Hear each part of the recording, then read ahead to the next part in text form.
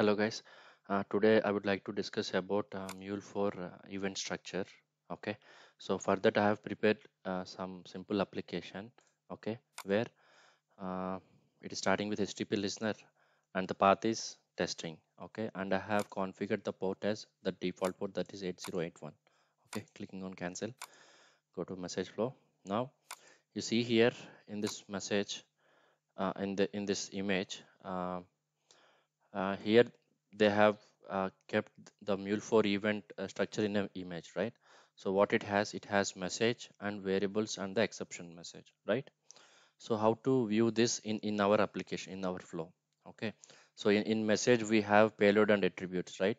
And also we have variables and exception message in the mule4 event. So these are the three parts: mule message, variables, and the exception message.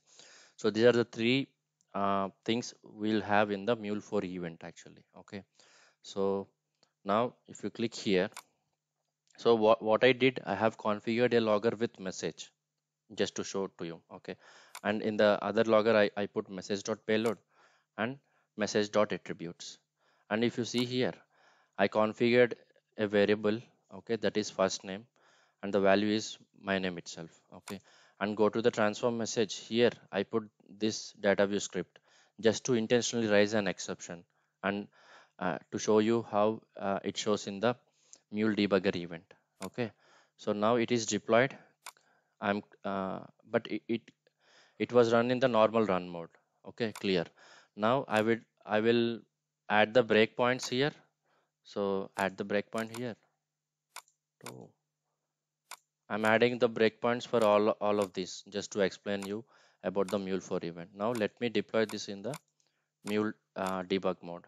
Okay, I'm deploying this locally. So this is just a simple application to show how the mule event works from one connector to another connector, how it propagates, what are the contents we'll see in the when it is deployed in the debug mode.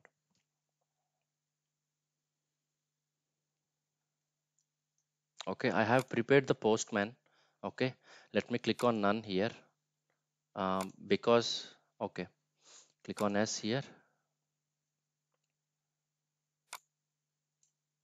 Okay, so this application is still running in the debug mode, and it didn't get deployed yet, so we are waiting for that. Okay,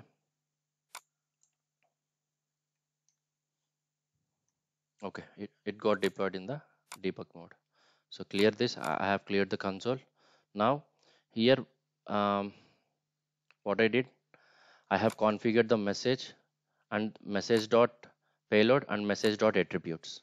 Okay, now let me go and send the request. So I didn't put any body along when I'm sending the request to this application what we designed right now.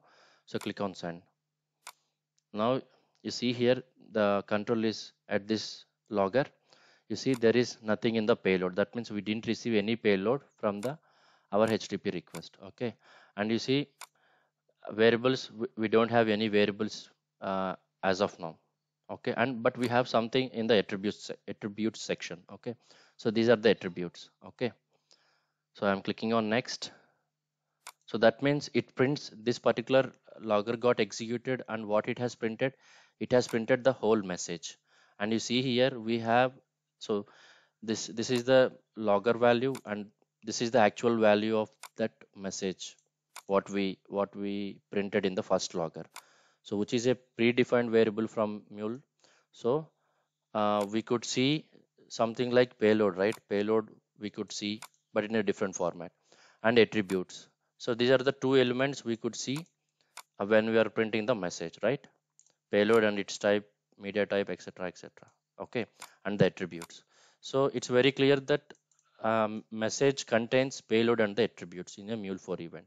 Okay, now so we could see attributes, we could see the message as logged here. Okay, and we have payload and variables, but we have nothing in the payload and variables, right? And there is no exception till here. Why? I'll tell you. Now click on next. Click on next. So if you see here, I have simply printed those things separately, right?